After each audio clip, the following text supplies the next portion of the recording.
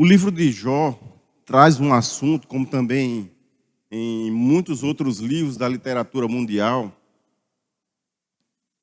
em situações em que a gente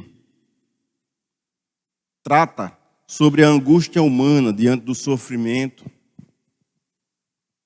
e sobre esses detalhes assim que são sempre muito discutíveis e é uma dificuldade, uma tensão de explicação, não só para a teologia, como também para outras ciências afins, filosofia, psicologia, todas elas têm dificuldade de tratar sobre a questão do sofrimento, sobre o aspecto da explicação. Então, tem diversos argumentos de diversos filósofos, psicólogos, escritores que trataram do assunto. Entre eles se destaca um escritor russo chamado Dostoiévski, e em seu livro chamado Os Irmãos Karamazov, um dos irmãos chamado Ivan Karamazov, ele traz algumas perguntas que são muito fortes. Muito fortes. Ele traz assim, ele começa a falar sobre esse questionamento do sofrimento. E o pior do questionamento do sofrimento é quando você traz Deus, o assunto sobre Deus, para falar sobre sofrimento. Aí um dos irmãos lá em um diálogo diz assim: onde está Deus quando o justo sofre? Existe propósito na dor? O sofrimento possui significado? A justiça divina pode ser reconciliada com a experiência humana? Essas perguntas não apenas assim atingem o campo da psicologia ou da filosofia, não. Elas enfrentam ou mergulham profundamente também no campo da teologia. E o livro de Jó é um dos livros mais densos que nós temos na Bíblia, que vale a pena ser lido de uma forma bem interessante. Constitui uma profunda investigação bíblica sobre essa problemática. Nenhum livro das Escrituras enfrenta com tanta propriedade, com tanta legitimidade, essa tensão entre a soberania de Deus, a justiça divina, a integridade divina do homem, a realidade do sofrimento. Então, o livro de Jó não é só a história de um homem que sofre, mas é um laboratório teológico onde Deus permite que as perguntas mais difíceis sobre a existência humana sejam colocadas diante da mesa. E lá elas são expostas. E muitas delas não têm respostas, mas são expostas. E Deus permite isso. Por isso que eu amo esse meu Deus. Porque Ele, não, mesmo sendo Deus, Ele não impede que as expressões humanas de dor e de sofrimento sejam expostas na mesa. Porque Ele sabe que isso tudo faz parte do nosso processo de cura, de amadurecimento. É necessário que a gente trate sobre esses dilemas tão presentes e tão pertinentes e relevantes para a nossa vida. Então, lendo essa obra, a gente vai descobrir que a maior necessidade do homem não é, na verdade, compreender as estruturas do sofrimento. Na verdade, a gente vai entender que a melhor coisa do mundo é conhecer a Deus. Essa é a situação em que a gente vai se deparar com esse texto. E o primeiro dilema que a gente encontra nele é sobre a questão da autoria. Embora na sua revista tenha dizendo aí que o autor é desconhecido, anônimo. Mas é relevante para nós entendermos que isso tudo faz parte de uma gama de pesquisa, extensa pesquisa, mergulhos dentro do livro para que a gente possa extrair argumentos consistentes para poder chegar a essa conclusão. Então eu acho muito vago a gente chegar aqui e dizer autor desconhecido, vamos para o próximo, a colocar. Não, é necessário que a gente conheça todo o processo de construção para a gente ver que as ideias, os argumentos que surgiram ao longo do tempo também se elaboraram e são diversos entre eles. Primeiro, a primeira especulação sobre quem escreveu é em torno do nome de Moisés. Alguns estudiosos dizem que o nome de Moisés foi Moisés quem escreveu o livro de Jó. Mas aí vem a segunda pergunta: baseado em quê? É isso que a gente tem que dizer. Baseado em quê? Diz que é Moisés. Primeiro, a linguagem do livro de Jó. A linguagem é um hebraico muito difícil. Por quê? Existem no seu arcabouço de livro, lá no planejamento literário do livro, como foi escrito, muitas palavras em hebraico que não se usam, não se usava nem na época de Isaías, de Jeremias, nessa época dos profetas, não se usava mais. Então são palavras que eles foram atrás, como na nossa língua portuguesa. Quando a gente vai atrás, mergulha no passado, a gente vai descobrir um bocado de palavras que eu não vou pedir para vocês dizerem aqui, para não revelar a idade de vocês, né? Mas tem palavras lá atrás que a gente usava na nossa língua portuguesa em que não se usam mais hoje em dia. No hebraico também. Existem palavras que foram esquecidas e o livro de Jó é cheio dessas palavras. Por isso, o primeiro argumento favorável à pessoa de Moisés é sobre a linguagem antiga. Também outra questão, sobre o conhecimento do ambiente patriarcal. Então, também favorece ao argumento de que foi Moisés que escreveu, porque ele era um exímio conhecedor desse ambiente patriarcal, sobre os detalhes de riqueza que a gente vê mencionado no livro de Jó. Por exemplo, quando vai se falar da riqueza de Jó, o que é que fala sobre a riqueza dela? Ele atribui ou atrela a esse argumento de riqueza, tantas jumentas, tantas ovelhas. Isso era a forma como um patriarca contava as suas riquezas. Você vai ver no estudo lá de Abraão, de tudo, de Jó, que era colocado camelos, tinha quantas jumentas, quantos camelos, quantas ovelhas. E isso se atribuía à questão da riqueza também. Então essa referência também favorece a pessoa de Moisés. Agora, também, o sacerdócio familiar, que era exercido por o chefe da família, que também Jó se levanta aí como um sacerdote da família. Naquela época lá, são todos argumentos que atribuem a Moisés. Agora, quais os argumentos que depõem contra a autoria de Moisés? Primeiro, a ausência de elos de ligação entre as leis. Não há nenhuma citação dos mandamentos que Moisés escreveu que estejam relatados ou reescritos no livro de Jó. E que isso enfraquece a argumentação de que foi Moisés. Também, a ausência da tradição antiga do livro. Quando a gente investiga um livro, muitos deles a gente encontra dentro do próprio livro, que a gente chama de argumentos ou referências internas dentro do livro sobre quem escreveu. Alguns livros são fáceis, porque eles já começam dizendo: eu, Paulo, de próprio punho escrevo. Quem escreveu? Tá lá. Tem uma evidência óbvia, interna, que facilita a compreensão. Às vezes tem referências externas de outros livros que trazem referência a um livro e que falam que o livro tal que foi escrito está no outro livro da Bíblia. Então, tem uma referência que você encontra sobre a autoria. No caso de Jó, a gente não tem nem essa referência interna, nem referências externas bíblicas sobre quem escreveu. A gente tem referências extrabíblicas de outros livros que trazem referência a diversos autores, e autores os mais variados possíveis. E os mais aceitos é que eu estou trazendo aqui para vocês. A segunda referência e objeção a Moisés é sobre a sofisticação poética. Porque o livro de Jó é de uma sofisticação de escrita da poesia hebraica como nenhum outro livro da Bíblia. Nem mesmo Isaías, que era um homem culto, que viveu nos palácios e que também o seu livro é dotado de recursos literários muito fortes para escrever. Nem mesmo Isaías tem um escrito tão apurado como o livro de Jó, da poesia hebraica, do domínio da poesia hebraica. E o que é que se faz? A crítica literária, ela compara a forma como se escreve o Pentateuco, comparando com a escrita de Jó, dizem assim: é muito diferente a forma de escrever. É muito diferente o estilo literário. Não se encontra no Pentateuco esse tipo de escrita, essa forma como está sendo escrita o livro de Jó. Por isso enfraquece também a argumentação que tenha sido Moisés o autor desse livro também. Existe uma outra suspeita. Quem? Salomão. E o que é favorável para esse argumento que foi Salomão que escreveu? O elevado nível sapiencial. A sabedoria que tem no livro de Jó. É o primeiro ponto que disse: deve ter sido Salomão.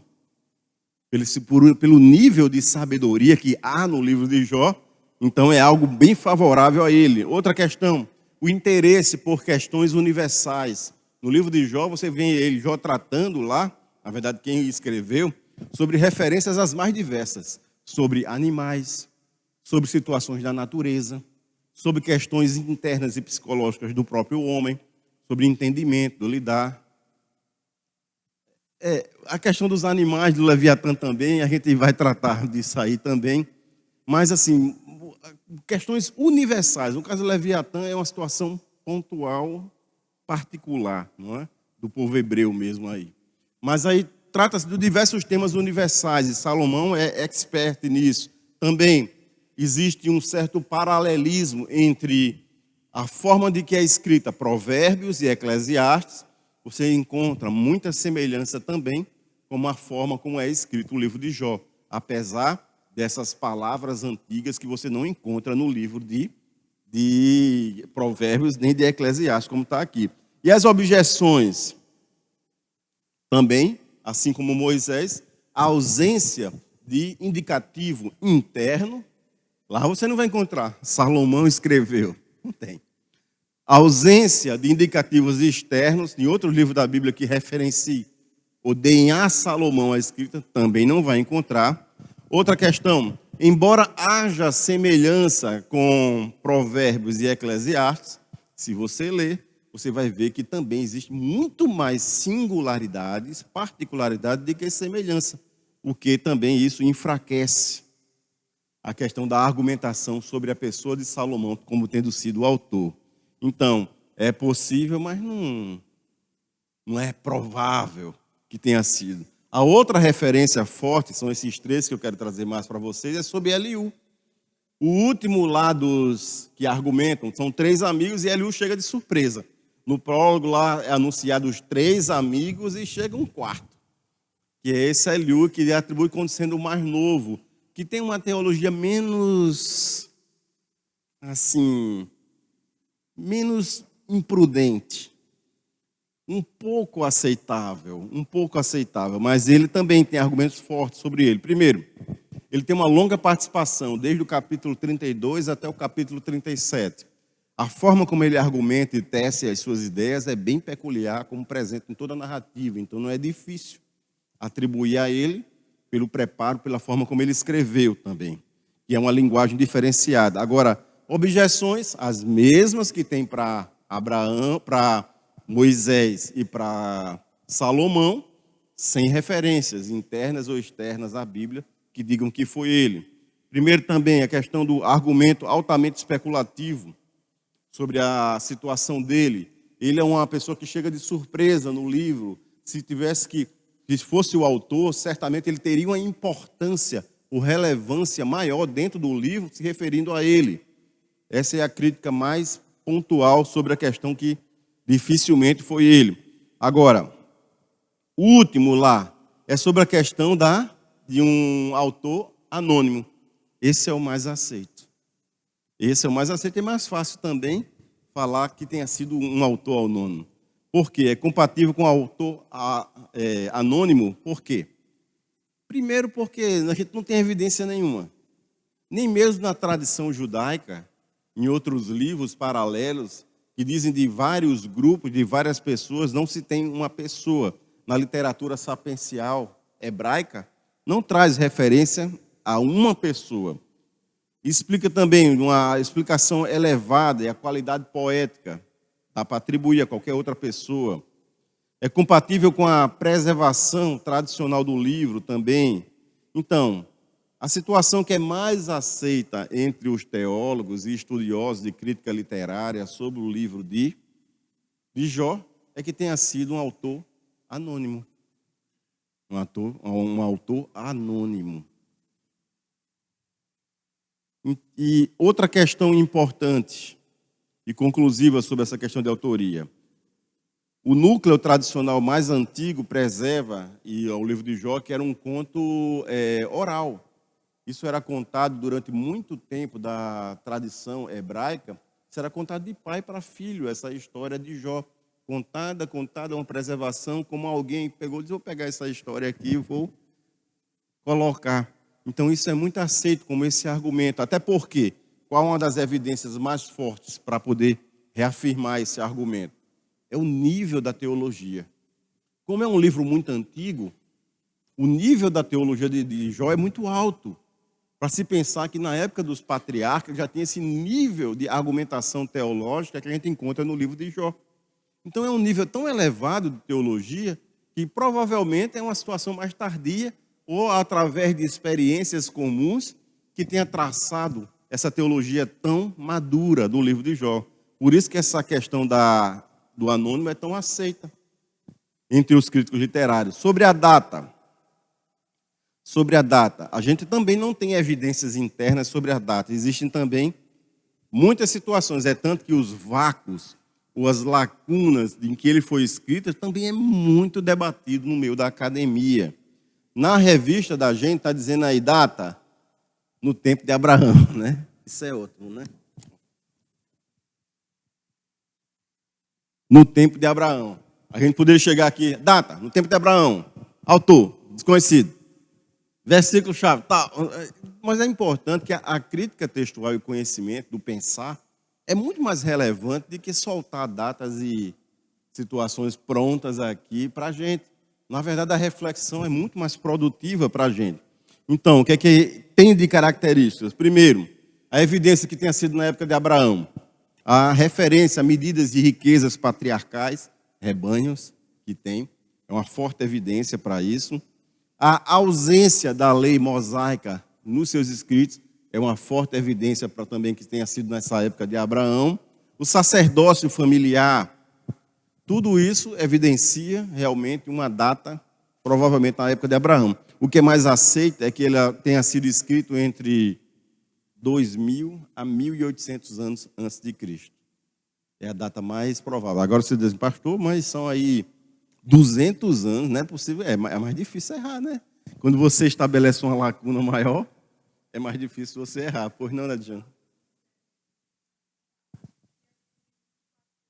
Tem também. Porque tem argumentos também favoráveis à época do exílio e tem também argumentos favoráveis sobre a datação da época do pós-exílio. Dos dois tem evidências. Aí tem um bocado de críticas que essas partes tanto no exílio como no pós-exílio, que tenha sido mais difícil. Por quê? Porque se fossem nessa época, a gente teria um monte de situações que o povo viveu que estariam mencionadas no livro, e, no entanto, a gente não as vê. Como eu falei, os mandamentos, a questão dos profetas e outras questões mais que poderiam estar nas páginas do livro aqui de Jó e não estão relatadas. Então, a situação mais aceita é que, de fato, tenha sido na época de Abraão mesmo. Pois não, pastor?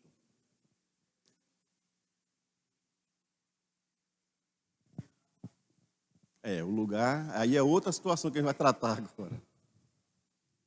Não confunda o com os, tá?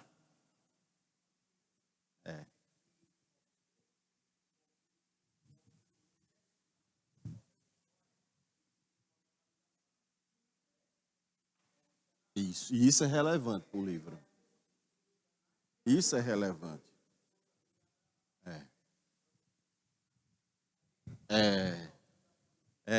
Isso é relevante. Por quê? Primeiro aqui, cuidado para não fazer confusão do lugar. Não é U. U é onde Abraão veio, a terra dele. Não, é Uz. Uzê. É diferente, é outra localidade. Então, essa localidade também traz evidência para a gente, uma forte indicativa de algo que a gente se espanta. Por quê? Porque provavelmente Jó não é hebreu. Por quê? Pela localização. A questão da localização é algo importante para a gente. O que é que a gente trata sobre essa localização aí? Só deixa eu terminar logo aqui, senão a gente ultrapassa. A gente vai chegar na localização do destinatário logo. É destinado provavelmente ao povo de Israel. Existem alguns relatos paralelos com situações ou histórias semelhantes à de Jó em outros povos também. Isso é importante que se diga, tá? E o propósito desse livro é principalmente combater essa teologia retributiva, que é tão presente, que é presente ainda hoje no nosso meio, às vezes, que pessoas que ainda fundamentam a sua fé ou a sua teologia na questão de retributiva. E o que é isso? Eu vou explicar lá na frente bem direitinho para a gente entender melhor. Também tem propósito teológico de quê? De falar sobre os atributos de Deus como um Deus transcendente, que embora sendo transcendente, é o quê? Que transcende, que é maior do que qualquer coisa que eu e você venha imaginar, ele também é iminente. O que é iminência? A iminência é a capacidade de Deus de se relacionar comigo e com você. Então, ele também se relaciona conosco, embora ele seja transcendente. E isso, assim, é para a gente ficar boquiaberto, porque um Deus tão grandioso, tão transcendente, ainda quer saber de mim, se importa comigo. É algo assim, característica desse Deus, que traz à tona um outro atributo dele, que é a bondade. Que é a bondade, que é a misericórdia. Que é um outro atributo de Deus que traz à tona também, falando sobre essa questão. Imanência. Aí, a justiça divina transcende a compreensão da humanidade. O sofrimento não pode ser reduzido a uma equação moral simples. Isso é muito profundo no livro de Jó. Ele não tem ideias simplistas ou reducionistas sobre a questão do sofrimento. Ele trabalha esse tema com exaustão e com nível de profundidade que é muito, muito interessante. Ele constrói um caminho de produção sobre esse argumento do sofrimento. Não é simplesmente, o sofrimento é isso, pá, conceitua. Até porque ninguém até hoje conseguiu conceituar, ou melhor, explicar o que é o sofrimento de uma forma convincente. A gente vai trabalhar algumas linhas, inclusive extra-teologia aqui, de citações sobre o sofrimento, e que não são elucidativas. Para que eu e você que a gente compreenda que um dos maiores dilemas que a gente tem para explicar, não só a teologia, como outras ciências também, é sobre o problema do mal. É sobre o problema do mal. E o livro de Jó e o livro de Abacuque são os dois livros expoentes da Bíblia que tratam desse assunto que a gente fica impressionado que há necessidade de buscar recursos extra-bíblia e extra-teologia para poder fortalecer a nossa linha argumentativa, para poder a gente tentar entender e mergulhar melhor sobre essa questão da teodiceia, do sofrimento. Deus permanece soberano, mesmo quando incompreendido. Tudo isso é o que é tratado nesse livro. Sobre versículos chaves, a nossa revista ela evidencia e fala sobre um versículo chave, não é? Assim, que é o Jó 42, 5. Mas sobre a questão de versículo-chave é algo tão difícil, né? Porque aí alguém diz assim, não, eu não acho. Talvez eu acho que o versículo-chave de Jó é Jó 1, 21, que diz assim, o Senhor deu, o Senhor tomou. Bendito ou louvado seja o nome do Senhor. Eu já acho que é 19, verso 19, 25. Eu sei que o meu Redentor vive. Por causa da questão messiânica e por atributo cristocêntrico que há dentro do livro de Jó, quando ele mencionar, eu sei que o meu Redentor vive. Como é algo tão profundo que traz referência à ressurreição de Cristo. Algo lá, como sendo uma revelação de Deus, a dizer uma força maior. Mas eu acho que o ponto central do livro é o capítulo 28, o verso 28, que diz assim, eis que o temor do Senhor é a sabedoria. Pode ser. Isso não tem nenhuma relevância. E por último, o 42:5, que está aí.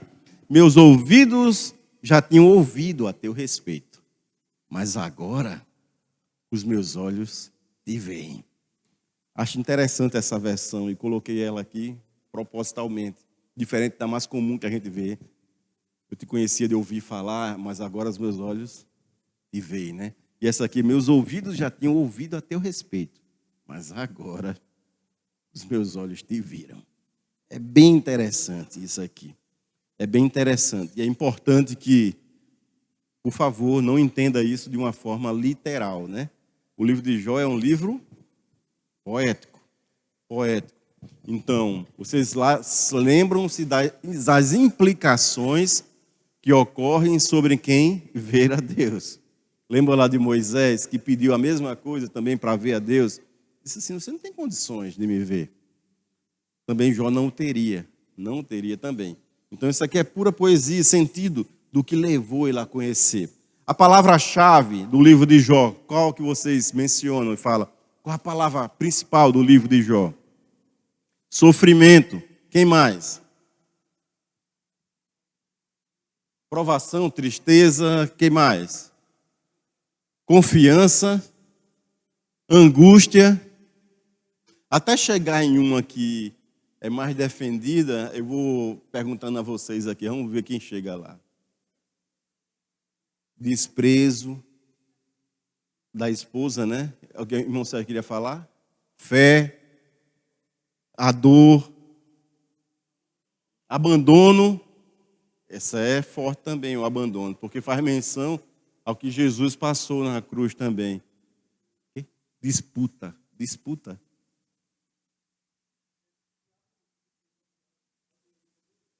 Nada, eu tenho um argumento mais forte do diabo, depois eu vou lá falar. A reta e temente é uma palavra-chave que resuma o livro. Atrevido, e é mesmo. Paciência, falhabilidade humana, boa. Tentação, é isso, tentação. Provação. Adoração, ele adorou. No final. Fé, já falou, fé, mas é boa também. O capítulo 28 trata de quê?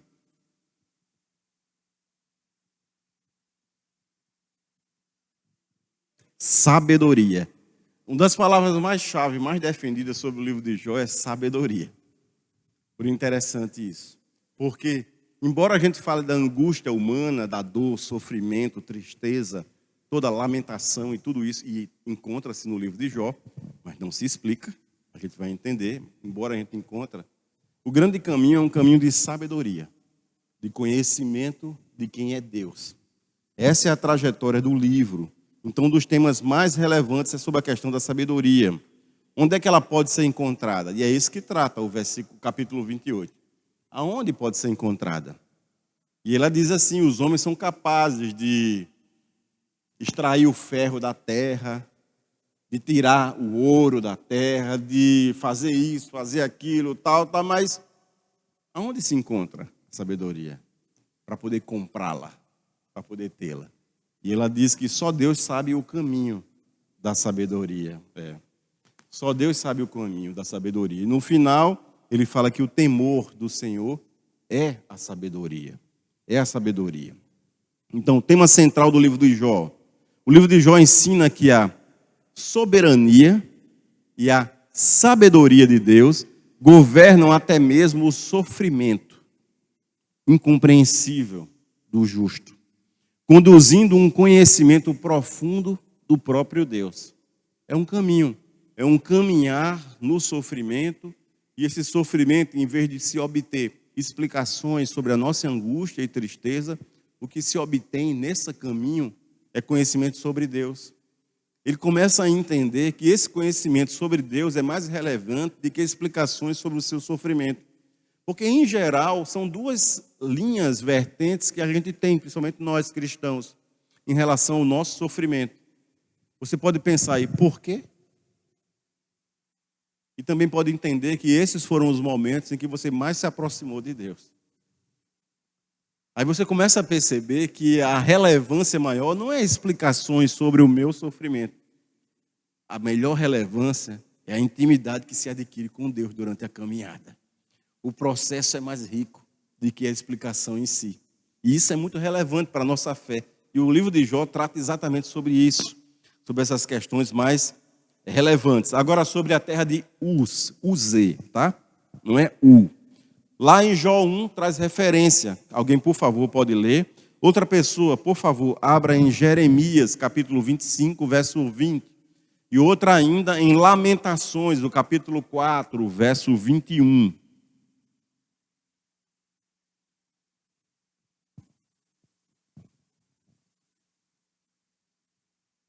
Pode citar a referência, começando por Jó 1:1, por favor. Quem encontrou os textos que eu falei. 20.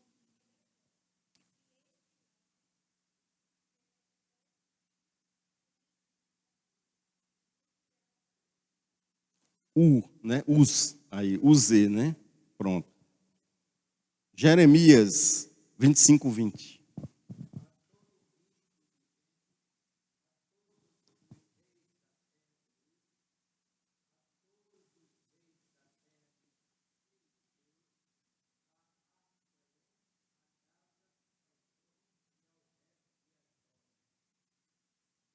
É uma citação que a gente também encontra sobre os. E a outra, mais relevante, é em Lamentações 4:21. Quem encontrar pode ler, por favor.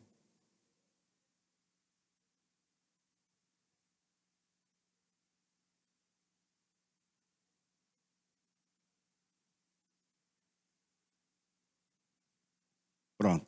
Esse é o mais relevante porque ele atribui a terra de Uz a Edom. Então, logo a gente fica dizendo, opa, então Jó é um edonita. Meu Deus, isso espanta. Isso espanta a gente, porque o que a gente esperava desse homem aqui, esse era hebreu de hebreu, para passar e ser um homem tão temente. O que espanta, e eu fico imaginando isso dentro da literatura hebraica, dentro do meio dos rabinos, em discussão entre eles aceitarem que essa história é do homem de Uz, de Edom.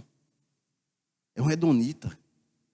Aí você diz, mas é descendente de quem? Quem sabe de quem é descendente os edonitas? Esaú. Descendente de Esaú. É descendente de Esaú. Mas não tinham práticas como a desse homem aqui, que é levantado o currículo dele aqui. E isso espanta realmente, porque é um homem fora do círculo do hebreu. Tá? Quer falar, Ned? Isso,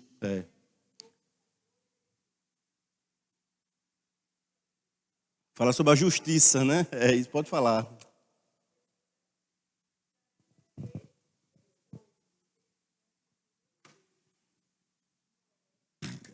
Sobre a justiça.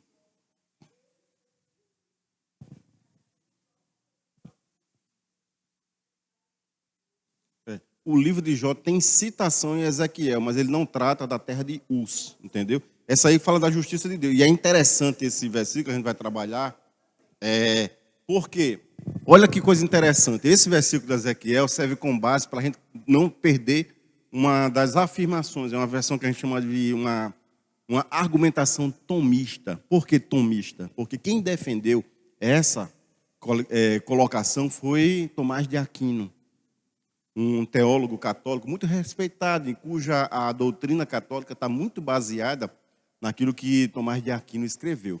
E o que é que ele defende como argumentação? Que Jó não pecou. Essa é bem polêmica no livro da teologia, é que o entendimento de homem justo, fiel, não dá para a gente vincular a que não pecou. O texto de Ezequiel, que Diana acabou de ler, fala sobre a questão da justiça, e o que a gente percebe é que justiça própria, ninguém, nem Jó, nem Daniel, nem Noé, conseguiria ir para o céu por uma justiça própria. Todos eles precisam de um redentor. Todos eles precisam de um redentor. Aí você vai perguntar assim, é bom entendimento bem na EBD, dá para a gente pensar. Poucas pessoas sabem disso. Vai dizer assim, o que é definidor na fé? Definidor é o sacrifício de Jesus na cruz. Pá! É o ponto marcante onde ali ele pagou todos os meus e os seus pecados. Pagou ali na cruz tudo. Agora eu pergunto para você, como é que Abraão, que Daniel, que Noé, que Isaac, que Jacó, que esses homens foram salvos? Como eles foram salvos? Pronto, pela fé. Fé em quem? Ou melhor, fé em quem? Mas Jesus morreu muito depois deles.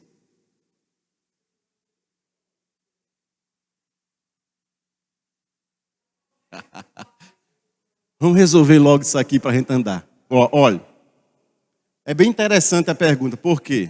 Eu falei para vocês que o ponto mais decisivo da nossa fé é o sacrifício de Jesus na cruz. Ali ele pagou os nossos pecados, todos.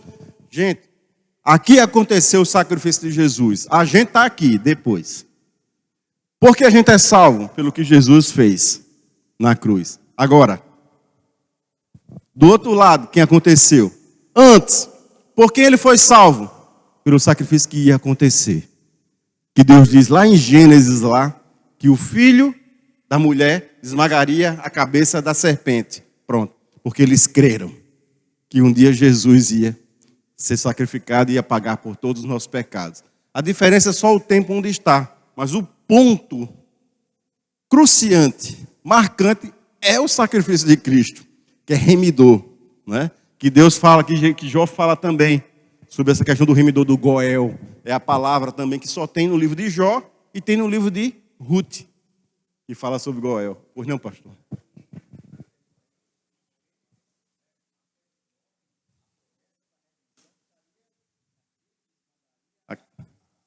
Isso, isso. Não, isso.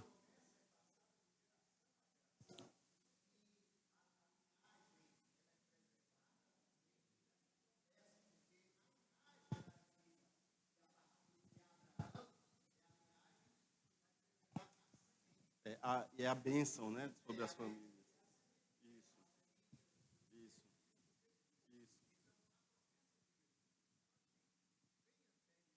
Isso, isso, isso.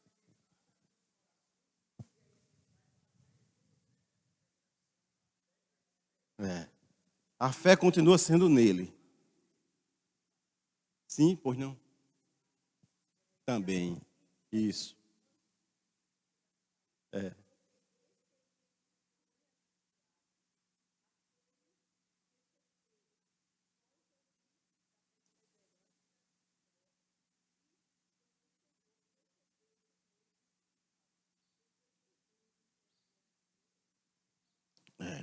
Também fala da justiça divina sobre a vida de Jó. Aí vamos lá. Edom, porque alguns dizem que isso também aconteceu no norte da Arábia, defendido por algum. Outros dizem que foi na Síria também que isso aconteceu. Pouco provável. Agora, sobre a questão do gênero literário do livro de Jó. Foi muito trabalhado no livro da revista da gente, tem dizendo assim, que é uma narrativa. Não é na revista dizendo, ou é uma poesia. Assim, é mais do que isso. Oi.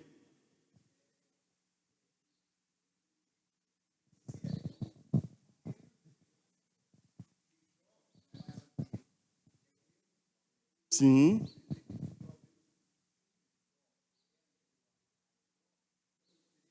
sim. Bem colocado.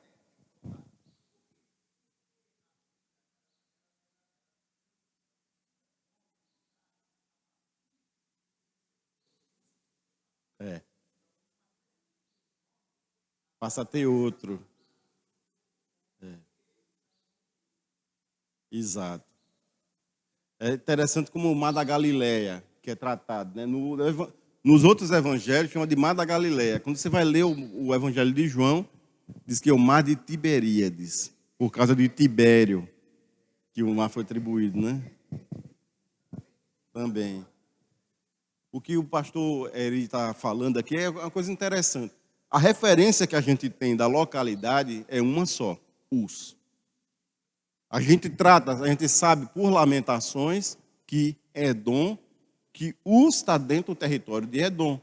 Mas como se fala em antiguidade, um livro muito antigo, é provável que, na verdade, o senhor está certíssimo, que até que Jó não seja um edomita, né? Que é uma situação de um povo que habitou Uz antes de ser fundado Edom, né? Por Esaú.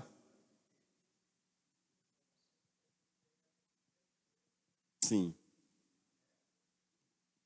isso, hebreu. É.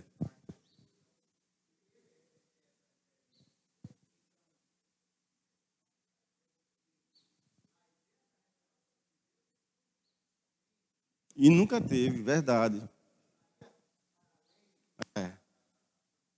Exato. É tanto que quando Deus abençoa a Abraão, a gente está em situação paralela. A gente vai voltar para aqui para a gente poder concluir. Quando Deus abençoa a Abraão, eles em ti serão benditas as famílias hebraicas. Não. Todas as famílias. Todas as famílias. Então, aí já está a questão da universalização da promessa de Deus. Diga assim.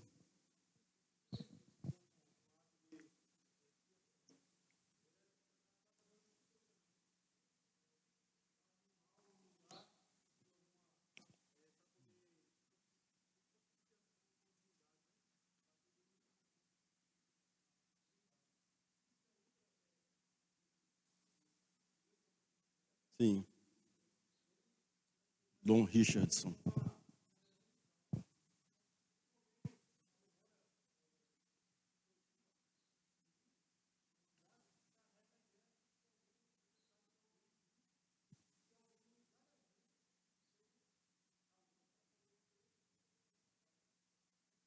É.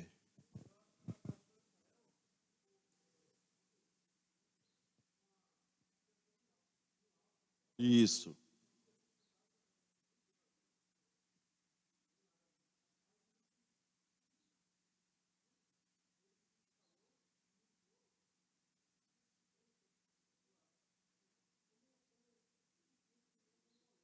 Deixa a gente andar para ver. É assim, Cid está falando sobre a questão do sacrifício, que também em outras religiões também sacrificavam animais. O que acontece é que no sacrifício do povo de Deus há uma qualificação desse animal, porque fala que tem um animal que tem que ser de tal forma, tal forma, tal forma. Pronto. Isso atribui, aí fala sobre Jesus, sem mancha, sem mácula, tal. Aí vem para Jesus, por isso o Cid que fala da questão do sacrifício justo, do livro de Hebreus, que fala dessa qualificação que ele tem, que ele teve para ser sacrificado e realmente perdoar todos os pecados, porque ele não tinha pecado, por essa qualificação. Agora vamos lá entender o gênero literário do livro de Jó. O livro de vocês está dizendo que é uma narrativa, né, ou uma poesia. Mas, na verdade, o que se entende numa crítica literária mais atualizada é que diz que o primeiro capítulo e o segundo, eles, na verdade, são uma narrativa em prosa, uma prosa. Já os capítulos de 3 a 37, aí sim, uma poesia sapiencial. E os capítulos 38 a 41, uma poesia teofânica, que já fala dos discursos de Deus. E no final, há um fechamento, no capítulo 42, que volta para essa gênero literário de prosa também. É o epílogo, né? O prólogo e o epílogo em prosa. E o meio do livro de Jó todo em poesia. E dá um fechamento aí no livro de Jó. Agora, Jó em uma sentença só. Se a gente fosse compreender, resumir, isso é tão perigoso, mas vamos lá. Jó em uma sentença. Em que se resume ele, como tem também a revista pede para que faça isso. Jó é a história de um homem justo, que sofre sem compreender, mas que descobre que conhecer Deus é maior do que compreender todas as razões do seu sofrimento. É isso. O livro de Jó é isso. E o leitor, ele tem uma visão privilegiada que Jó não teve. Não sei quantos leram Dom Casmurro, de Machado de Assis. Que você vai lendo e ele, de repente, você, leitor, o que é que é? Você, como é?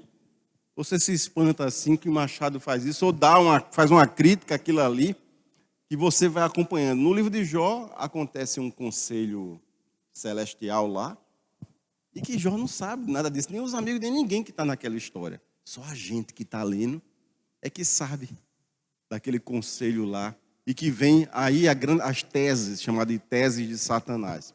A gente vai tratar um pouquinho daí. Mas essa é a questão do livro de Jó em uma sentença só.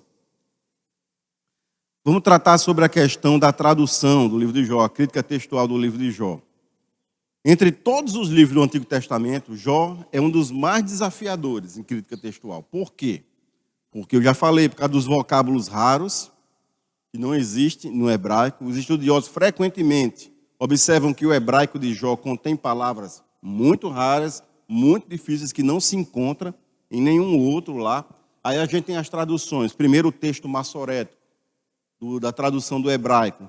Ele tem uma preservação muito cuidadosa de todo o livro de Jó. Vocês sabem que esses livros na antiguidade eram feitos como? Livros antigos, tinha o escriba, que era aquele escritor que pegava a caneta e ia copiando para um outro lugar aquilo ali. E o escriba, ele dormia também, tá? E ele se cansava também. E você acha que ele se cansando ali é igual a minha mãe me ensinando a escrever? Eu lembro, ela dizia assim, essa letra não está bonita não, está feia. Escreva de novo para colocar. O escriba ali, em termos de tradução da letra, a letra é uma letra, como é que chama? A letra manual, assim. Cursiva, né, que chama. Cursiva, né? A letra manual. Então, ali, aquela letra começava a ficar com letra, não tem nenhum médico aqui, né? Com letra de médico que a gente tem dificuldade de ler, né? De ler, a não ser quem é farmacêutico aqui que está acostumado a ler aquelas letras lá. Começava a ficar difícil de ler. Então, às vezes, numa tradução de outra se perdia por essas questões. É um texto massorético. Tem a preservação extremamente cuidadosa, a estrutura poética estável, grande número de palavras difíceis foi preservado. Tudo isso foi preservado no texto massorético. Mas aí vem a questão da Septuaginta, que é a versão que a gente tem também aí. A tradução grega desse livro massorético, da parte hebraica aí, ela se percebeu que ela tem uma compactação dos assuntos. Alguns chegam a dizer que tem uma perca em torno de 15% daquele texto original do livro de Jó em relação ao texto massorético. Há essa hipótese aí, que foi perdido por tradução ou que foi perdido por simplesmente resumir situações difíceis ou uma combinação das duas coisas. A gente tem achados do Mar Morto, de Qumran, e lá em Qumran foram encontrados fragmentos de Jó, e o texto estava amplamente estabilizado com o texto massorético lá, muito bem colocado lá, muito parecido. Existem livros também da tradição hebraica, o Targum, a Peshitta. E a Peshitta, todas elas também têm versões de Jó, e todas elas também trazem textos assim. A Peshitta é um texto siríaco, e a Tashita são traduções já feitas do hebraico para o aramaico. E tem, às vezes, há perdas dessas traduções. É importante que você saiba e perceba o seguinte: a gente tem a nossa Bíblia aqui em português. A Bíblia, o Antigo Testamento, a maior parte, hebraico. O hebraico tem peculiaridades muito diferentes. Para que a gente conseguisse entender, foi acrescentado uns pontinhos. Esses pontinhos são exatamente textos massoréticos. Aí o texto massorético foi o quê? Porque o hebraico em si, ele não tem vogal. Não tem vogal. Então, como é que a gente vai entender isso? A gente não tem a condição de entender. Acrescentou os pontinhos, agora melhorou.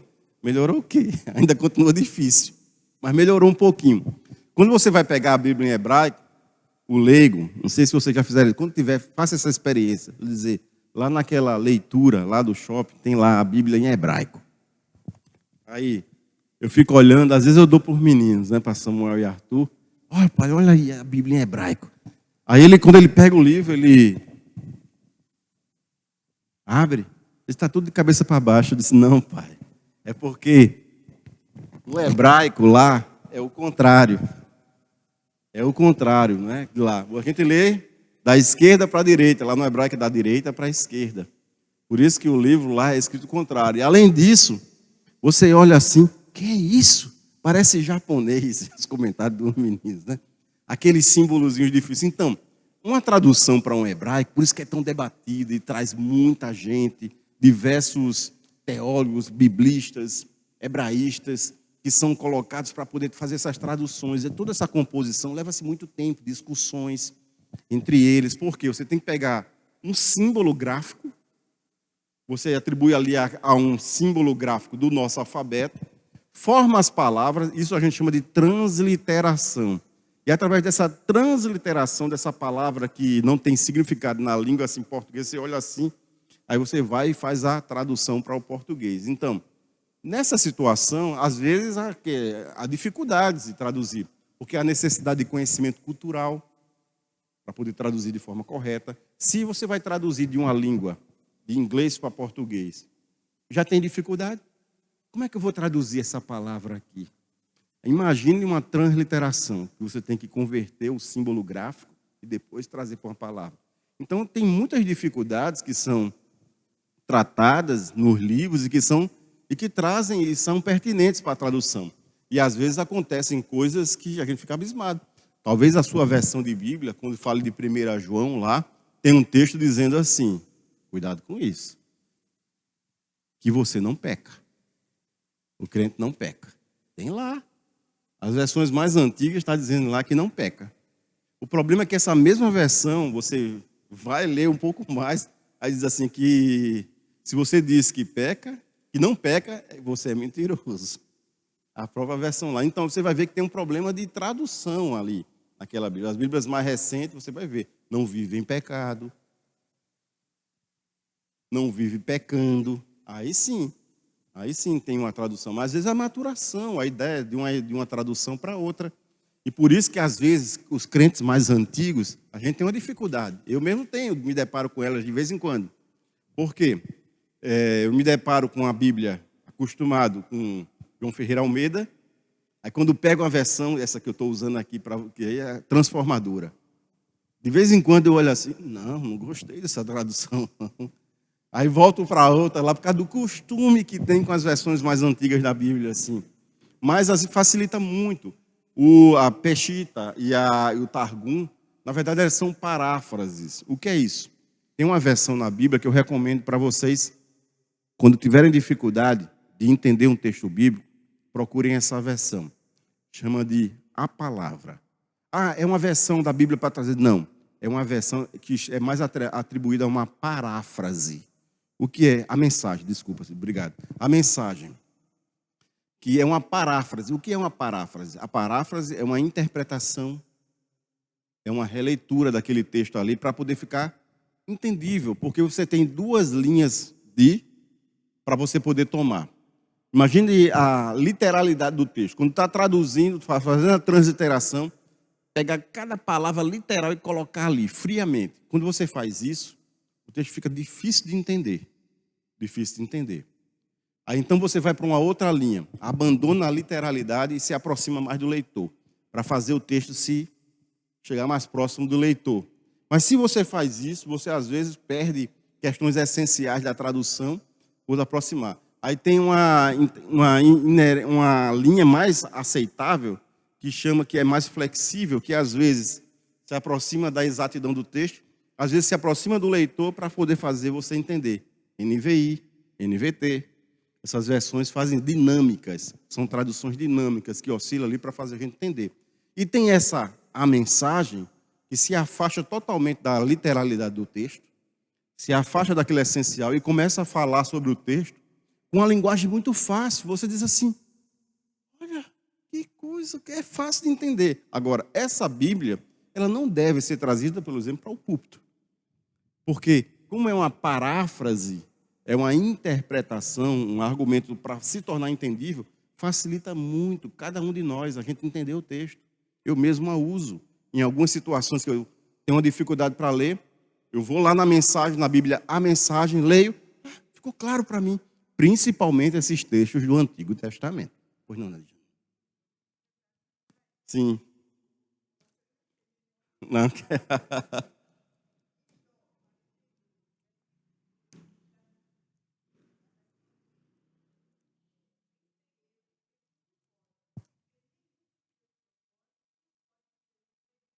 Isso. Você tem a Peshitta aí? Que legal. Que legal. Obrigado, Nadia. Que legal. A Peshitta tem assim, 42:2. Eu sei que tudo tu tens o poder de fazer e que o pensamento não está oculto em ti. Muito interessante. Nenhum dos teus planos podem ser o frustrados, né? Como colocando. A Peshita aqui é uma releitura em aramaico, do hebraico para o aramaico, tá? Para trazer aqui. E muitas vezes ela se aproxima dessa situação que eu falei. Ela se aproxima muito mais da questão de, tipo, a mensagem, uma paráfrase do que está escrito para fazer entender, porque fica muito fácil entender nessa versão. Que legal, Alexandre. Obrigado. Se aproxima muito do entendimento aqui. Aí vamos lá para frente agora. Sobre a estrutura literária do livro, para a gente entender. Os capítulos 1 e 2, o prólogo, prosa, a narrativa em prosa. Os primeiros versículos, de 1 a 5, trata do currículo de Jó. E quem é que dá o currículo de Jó? Ele mesmo fez o seu currículo. Imagine você pega os currículos assim, de vez em quando eu recebo uns currículos assim, pronto, sou Deus. Que tem a pessoa escreve o currículo assim, com total domínio de não sei o que. Meu Deus do céu.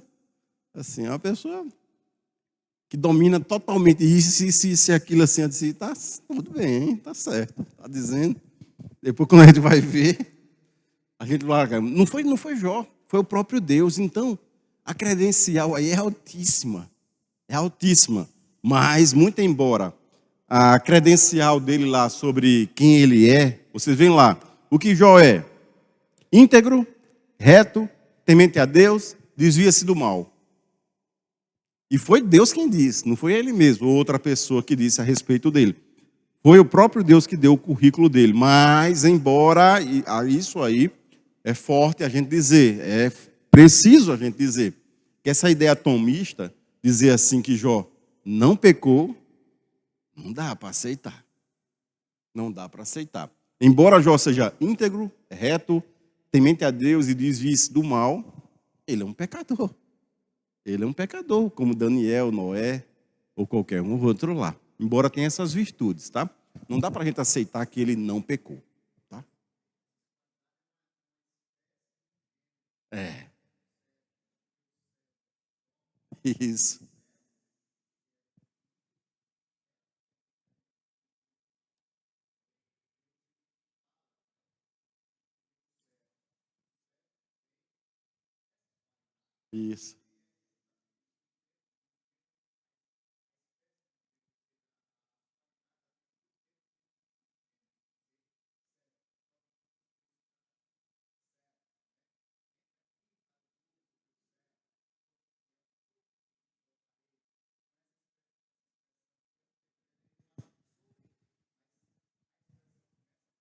Isso, isso, isso é o que mais caracteriza. Bem colocado, pastor. Gostei. Sim, pastor.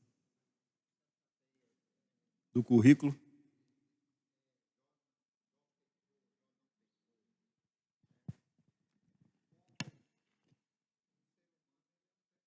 isso.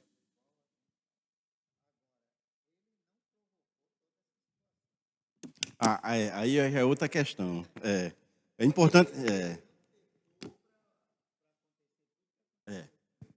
É, exato. Cuidado para não confundir as coisas, porque a ideia tomista de Tomás de Aquino é que Jó não é pecador, não pecou. Não pecou. Aí, assim, não tem fundamento na Bíblia você argumentar dessa forma. Agora, é importante que se diga aqui que os argumentos dos amigos dele e de Eliú, atrelando o pecado dele ao sofrimento dele, opa, aí já é outra coisa. Aí é controvérsia, outra situação. Deixa eu só terminar. É, também. Aí vai entrar também nessa questão aí.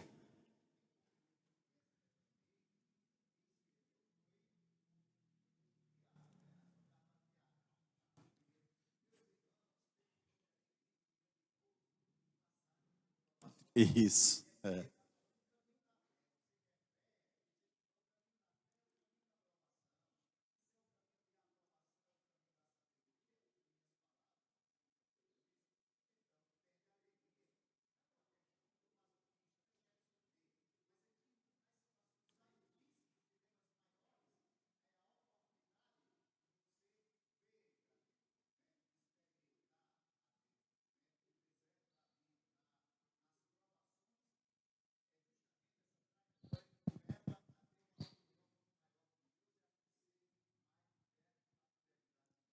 Aí, tratando da questão da justiça de Deus, vem o versículo que Nedjane leu, de Ezequiel 14, que fala exatamente sobre a questão, dizendo assim: se fosse uma questão de alcançar a bênção, ou entrar no céu, em resumo, por qualificações próprias, então Daniel, Noé e Jó já estavam lá, colocar.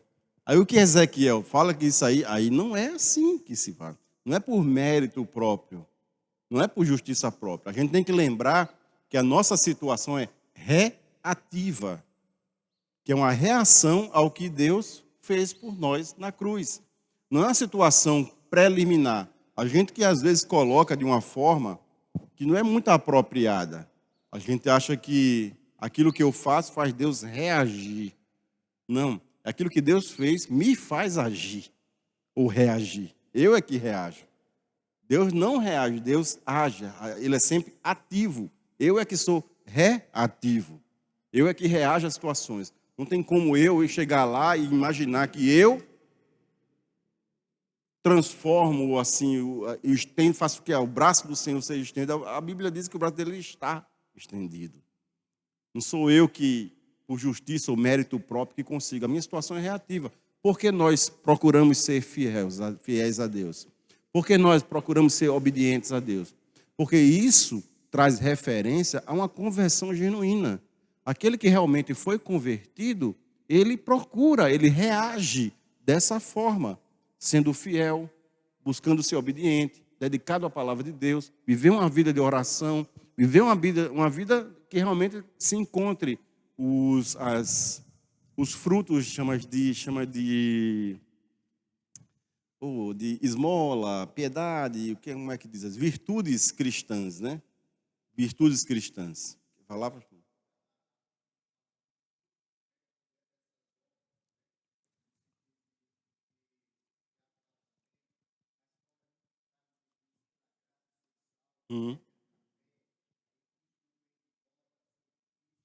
Também não confunda as obras,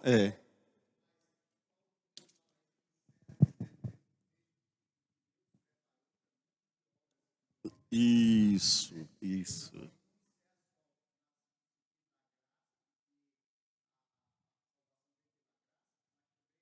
Negligenciar as obras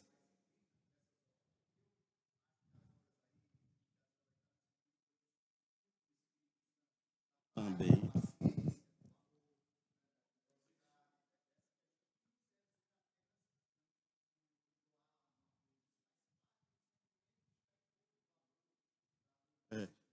A que eu me referi sobre são chamadas, me lembrei agora, disciplinas espirituais.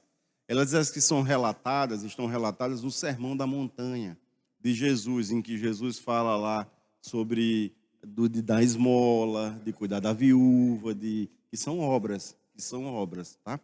Vamos lá, avançar então. O capítulo 1 e 2, o prólogo, em prosa, apresenta o currículo de Jó e levanta-se uma tese. Satanás levanta uma tese. E qual é a tese de Satanás? E afeta todos nós. Visse meu servo Jó, homem íntegro, temente a Deus, desvia-se do mal. Aí ele disse, também, isso aqui é o quê? O Senhor abençoa ele. Por isso é que ele faz isso. Faça o seguinte, tire tudo que ele tem, para o Senhor ver se ele não vai blasfemar na sua face. Ou seja, qual é a tese de Satanás? É que todos nós temos uma relação com Deus utilitarista. A gente está interessado no que Deus tem, na bênção que Deus nos dá. Eita, alguns até têm, não é? Mas aí, o que Satanás diz é isso. E o que Deus está dizendo é que não. Que Jó tem um relacionamento com Deus que vai além daquilo que Deus pode dar. Essa é a grande questão, que muitas pessoas e bandeiras de igreja são levantadas em função do que Deus pode dar. De que Deus pode dar. É exatamente a tese que Satanás levanta. Que ninguém adora a Deus, ninguém adora ao Senhor, não. O Senhor dá as coisas, o povo vai e reage com isso. Tire dele para você ver se ele continua ali adorando. Foi a tese que Satanás levantou.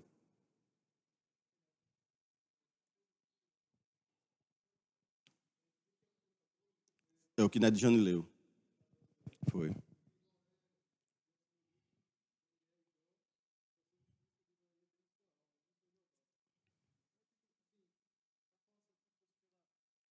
Mérito.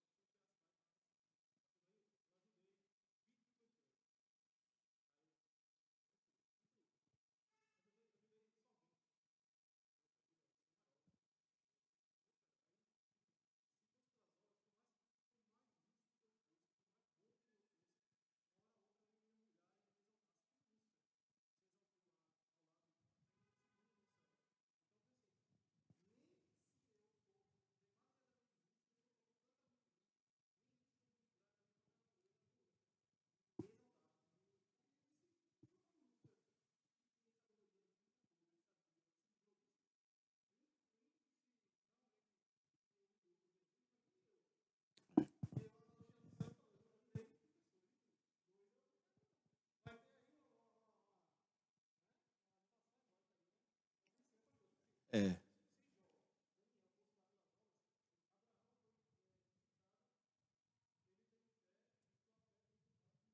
Isso. Isso.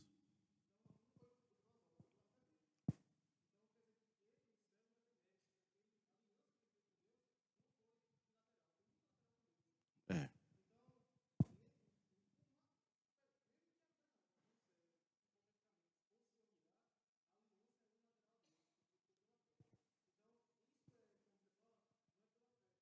Fala as obras.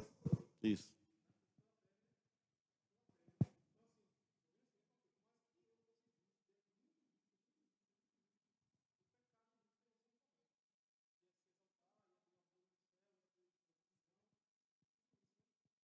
É. Aí, vamos voltar para o capítulo 1 e 2. Tem essa tese de Satanás, aí tem uma questão assim: o que é? O leitor, a gente recebe essa informação de Jó, do livro de Jó, mas Jó não sabe. O sofrimento de Jó tem uma dimensão celestial. E Jó não sabe, só a gente sabe. Se a gente pudesse chegar e dizer, não, Jó, não é nada disso, não. Vou te explicar o que foi que aconteceu lá no céu.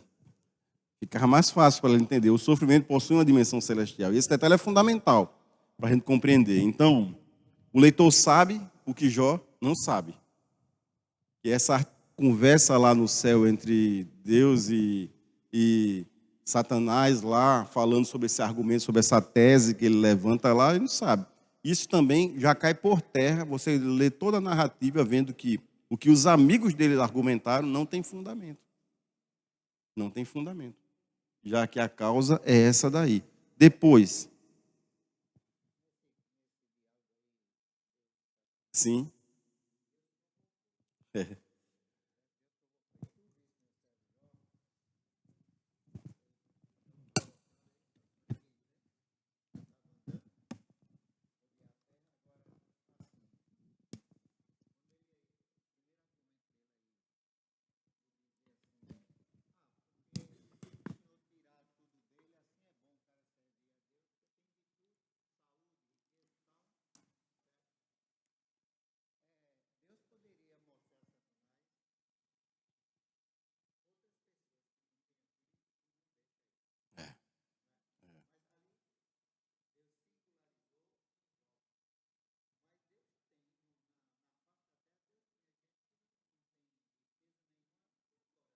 exato.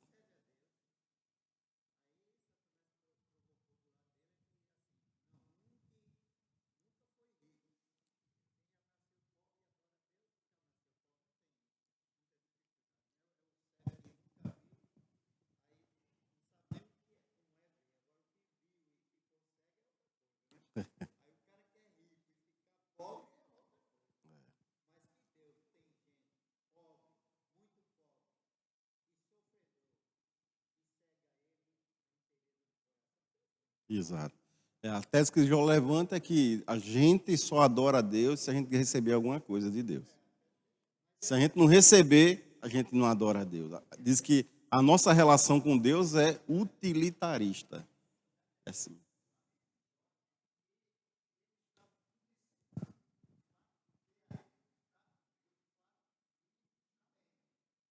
É. É teologia retributiva, né? A gente vai tratar, pastor, disso aqui avançando. O capítulo 1 e 2 ainda tem algo bem interessante, para a gente poder, doutrinariamente, a gente ser mais fortalecido sobre isso. Sobre a questão do dualismo.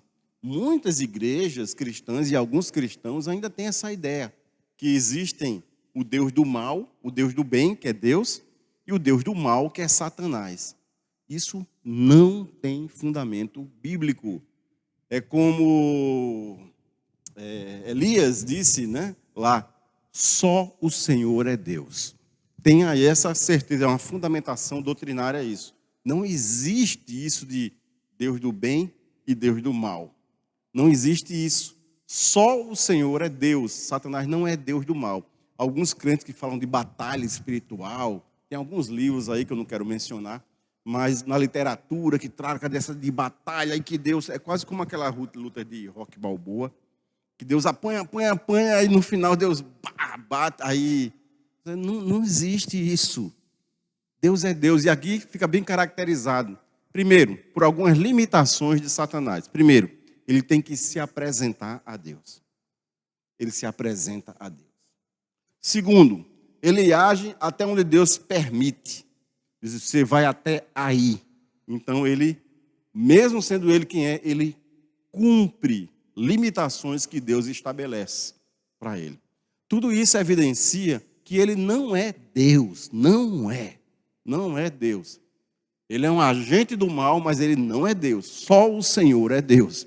E ele está limitado e condicionado ao poder de Deus e ao que Deus fala para ele cumprir. Tá? Para que a gente saiba bem e que a gente não caia nesses ventos de doutrinas que dizem que vão aí, essa questão de batalhas espirituais e outras coisas, mas existe batalha espiritual, mas não nesse patamar de forças contrárias e equivalentes. Isso não existe. Só o Senhor é Deus. No capítulo 3, eu acho que eu vou ter que terminar. Não cheguei nem na metade do que eu queria. Capítulo 3. Tem um grande lamento. Eu vou citar só, lá, infelizmente, uma aula só. Eu queria chegar em tanto em profundidade do sofrimento, falar com a psicologia a ver, com uma filosofia a ver. E um grande fundamento que esse eu quero, a questão de ver como uma teologia, e uma teologia muito madura, que traz aí. O capítulo 3. O que acontece? O grande lamento. Jó amaldiçoou o nascimento, amaldiçoou a própria existência. Aí vem depois, os capítulos seguintes, de 4 até o 14, os 3 ciclos de debate. Os amigos de Jó, Eliú, Bildade, Zofar, demonstram ainda alguma compaixão com Jó. Vem depois, do 15 ao 21, aí agora o negócio, o tom se torna mais agressivo. Começam a fazer acusações a Jó, o negócio fica bem sério e não dá mais. Depois vem o terceiro, aí então, é ladeira abaixo, eles realmente detonam Jó. Aí vem o capítulo 28, que nós lemos aqui no início do culto, que é chamado de capítulo da sabedoria, que funciona como uma dobradiça do livro de Jó, um capítulo à parte. Depois, do 29 ao 31, vem a defesa de Jó. E essa defesa é dada em 3 movimentos. No capítulo 29, ele recorda o passado dele. No capítulo 30, uma descrição do sofrimento, como ele vê o sofrimento dele no presente. No capítulo 31, uma declaração formal da sua inocência e praticamente um tribunal teológico ele faz, levanta uma tese, é impressionante. Separa esse capítulo 31 depois para você ler, que você vai ficar impressionado com a linha argumentativa de Jó, que é muito bom. E 32 a 37, você pensou que os amigos tinham acabado, aparece mais um personagem aqui, Eliú. E Eliú começa a preparar, porque o negócio vai ficar bom depois dele lá. Também vem, ele corrige Jó, corrige os amigos de Jó, tem um discurso mais ameno, mas também não se fundamenta como uma boa teologia. Aí no capítulo 31, 8, até o capítulo 41, o negócio fica bom, porque entra quem estava calado o tempo todo. Essa história. Deus entra na história e, ao invés de responder aos questionamentos sobre o sofrimento de Jó, ele faz em torno de 70, alguns dizem que mais, né? Dependendo de como ler, até 80 perguntas que Deus faz para ele. Aí Deus vem falando sobre criação, no primeiro discurso lá dele. Depois ele fala sobre a questão de animais, limitação humana, sobre a sabedoria divina, a complexidade da criação. Como as coisas são tratadas e é muito impressionante. E no final, é o epílogo, que também volta para a prosa, sai da poesia e volta para a prosa. Jó é defendido dos amigos pelo próprio Deus, que fala para eles que eles estavam errados, e Jó é defendido pelo próprio Deus. A grande questão desses amigos e muito cuidado com isso, são a certeza, dogmatismo, termina colapsando esse excesso de certeza que os amigos têm, essa arrogância teológica que eles colocam aí. E a teologia deles é uma teologia que a gente chama de teologia retributiva. E o que é isso? Deus é justo, Deus recompensa o justo, Deus pune o ímpio, certo. Mas o pecado produz consequências, certo. Mas começar a trazer essa situação, então, se Jó pecou, ele está sendo punido. Então, o que ele está passando é fruto do pecado dele. Isso não se fundamenta. Isso não se fundamenta. Eliú tenta amenizar, dizendo assim, talvez, um negócio de situação, toda assim, mas no caso de Jó, você percebe aqui que é uma questão celestial.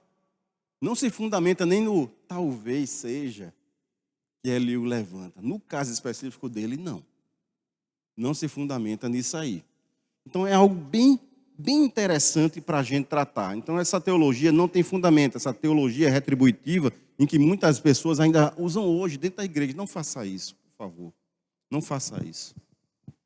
Vê alguém passando por alguma coisa, aí você atribui ou associa que aquilo que a pessoa está passando é em função de algum pecado que ela cometeu. Isso é de uma crueldade fora de série. E aqui na narrativa de Jó, nessa teologia mais apurada, é exatamente para tratar sobre essa questão. Os amigos de Jó foram amigos como poucos. No momento em que chegaram, ficaram ao lado dele, choraram com ele durante 7 dias.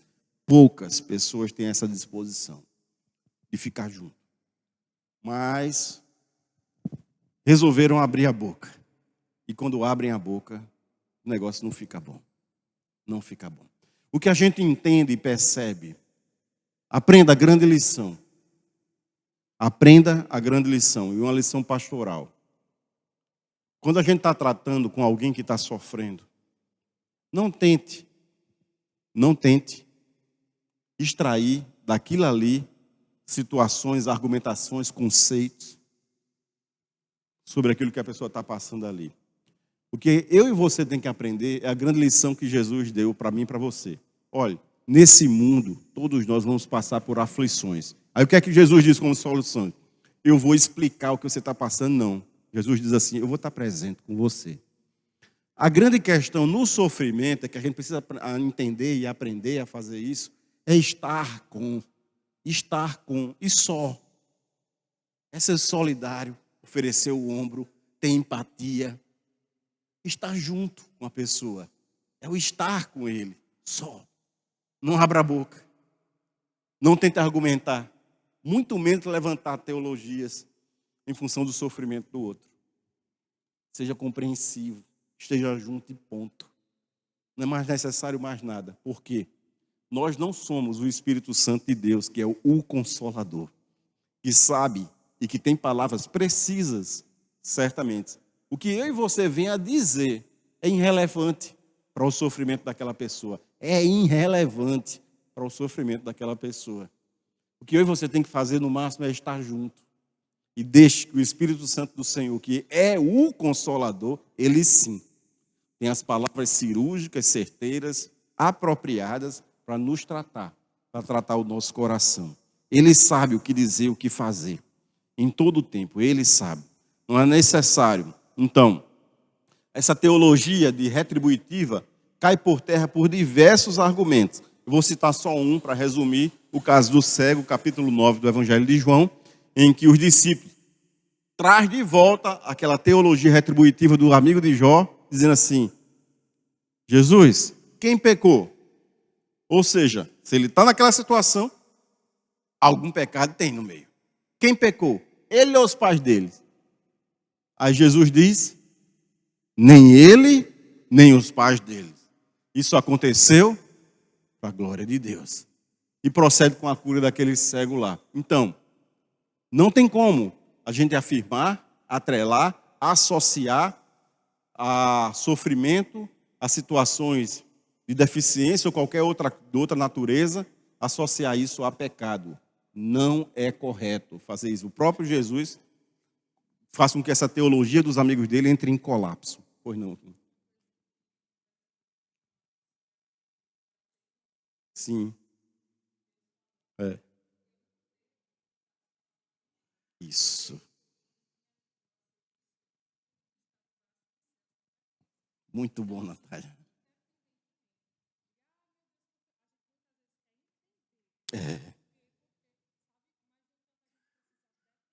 é isso aí. Muito bom, Natália. Muito bem colocado. E é isso mesmo. Então, sofrimento não é igual ao pecado.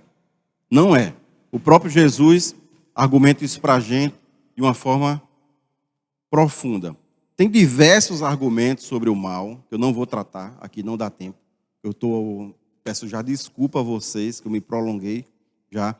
Mas eu quero trazer, entre todos os argumentos pró e contra, que falam de argumentos como o de Epicuro, que eu não vou trazer para aqui, para falar, mas eu quero trazer um de um teólogo muito relevante nos dias de hoje, que eu tenho gostado muito dele, chamado Tim Wright. Né? É N.T. Wright. Aqui. O que é que ele diz? Sobre essa situação toda, ele diz assim: o cristão não enfrenta o sofrimento apenas perguntando por que isso aconteceu. Para que eu e você entenda e perceba também que todos nós podemos passar. Talvez em alguma situação ou circunstâncias lá na frente, que a gente não sabe, espero que não, mas eu, você, qualquer um de nós pode estar passando por uma situação complicada. Aí, o que a gente pergunta às vezes é por que isso está acontecendo comigo? Mas também, o que Deus fez em Cristo sobre isso é a resposta.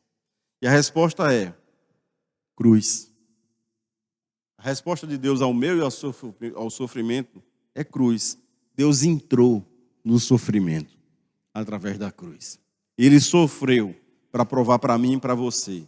Mas, se ficasse só até a cruz, não ia ajudar muito a gente compreender a dor e o sofrimento. E a ressurreição, Deus derrotou o sofrimento através da ressurreição. E que não fica por aí. E através da ressurreição, a gente entende também que vai ser uma nova criação. Deus vai eliminar definitivamente o sofrimento. Então, o que a gente entende é que Jó clama por um redentor. Eu sei que meu redentor vive. Cristo é esse redentor que Jó clama. Jó sofre sem compreender. Cristo sofre para redimir. Jó é punido temporariamente, Cristo é punido eternamente e pela ressurreição. O que a gente entende é que, através disso tudo, é que os amigos de Jó conheciam sobre Deus e Jó conhecia Deus. E isso faz toda a diferença na vida de qualquer um de nós. Qualquer um de nós. Em vez de conhecer sobre Deus, conhecer o próprio Deus. E entender que a sua dor, o seu sofrimento, a cruz é a resposta. E Deus é empático àquilo que você passa. O que a gente entende e aprende através do livro de Jó é que a gente não vai obter explicações sobre o sofrimento. Mas nessa caminhada de dor, a gente vai conhecer Deus muito melhor. Muito melhor. E a melhor coisa que existe nessa vida é você ter a companhia de Deus por onde você for. Então, minha oração, e agora eu encerro, é pedindo a Deus que Deus nos ajude em função ou no meio das nossas dores, sofrimentos e angústias, a gente tente não tentar extrair explicações sobre o que a gente está passando. Mas se a gente começa a entender que é nessa hora que você vai orar como nunca, que você vai chegar mais próximo de Deus como você nunca chegou. E talvez C.S. Lewis esteja certo. Ele diz que o sofrimento é o megafone de Deus para falar mais perto ao nosso coração. Não é? E às vezes a gente só é sensibilizado pela dor. Vamos orar? Depois os irmãos fiquem e o pastor tem um informativo para dar. Vamos orar. Só os diáconos, né? Pode ficar. Irmãos, da oração,